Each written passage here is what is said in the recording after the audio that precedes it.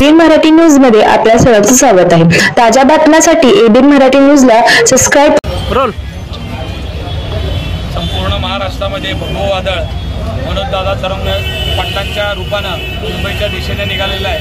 तुम्ही बघितलं आहे काल मनोजदादांना मुंबईकडे रवाना करण्याकरता प्रचंड मोठ्या प्रमाणामध्ये मराठा बांधव त्यांच्या पाठीमागे उभा आहेत। आज सोलापूर जिल्ह्यामध्ये संपूर्ण जिल्ह्यातनं भव्य मोठ्या प्रमाणामध्ये युवक असतील, आमचे युवती असतील, महिला असतील, वडीलधारी मंडळी असतील, लहान असतील, सगळा संसार घेऊन मनोजदादांना पाठिंबा देण्याकरता आज निघालेले आहेत। सोलापूर जिल्ह्यातनं मोठ्या प्रमाणामध्ये मनोजदादांच्या मागणीचा मराठा समाजाला ओबीसीतून सरसकट आरक्षण मिळावं या मागणीसाठी सोलापूर जिल्ह्यातनं याआधीसुद्धा अतिशय अग्रेसिव्ह भूमिका मराठा समाजाच्या सोलापूर जिल्ह्याने वटवलेली आहे। आणि आजसुद्धा खास करून अक्कलकोटहून अमोलराजे मित्र परिवार असतील, जन्मंजयराजे भोसले यांच्या माध्यमातून प्रचंड मोठ्या प्रमाणात तुम्ही बघितलं असेल अक्कलकोटवासीय सुद्धा आज मुंबईकडे रवाना होत असताना खरंच मला अभिमान आहे। मनोजदादासारखा प्रामाणिक कार्यकर्ता मराठा समाजाच्या मुलांना आरक्षण मिळावं याकरता जीवाची बाजी लावला आहे आणि त्या बाजीला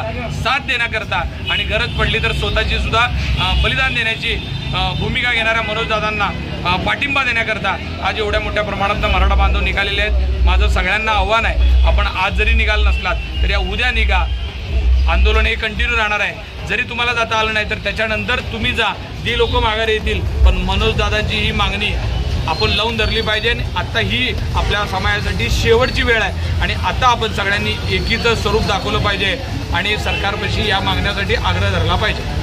छत्रपती